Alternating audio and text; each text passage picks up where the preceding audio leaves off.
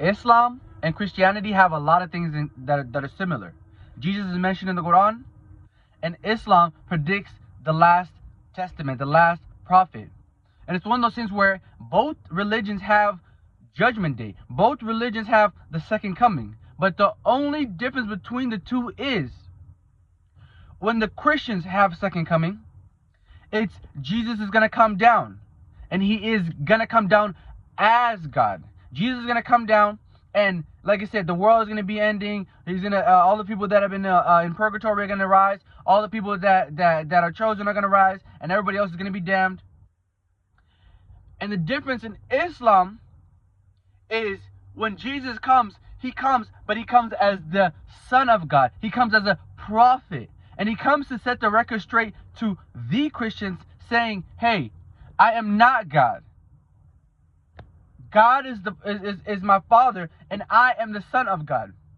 But just like I am the Son of God, Moses is the Son of God. Just like I'm a prophet, there are other prophets.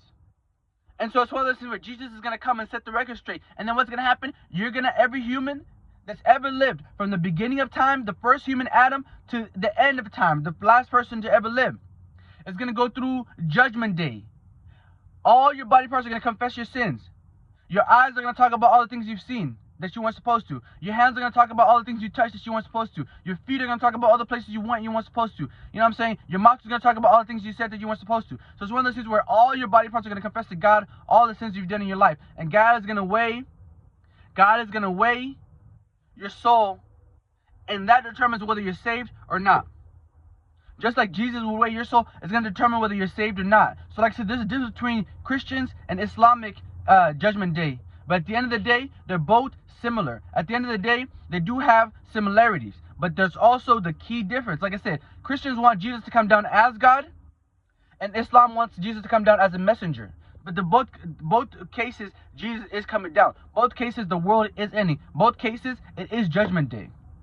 So it's one of those things where you have to save your soul now before it even goes down. Why? Because when it goes down, you don't want it to be too late.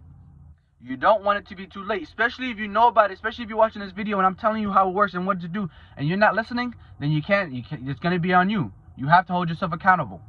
You have to hold yourself accountable.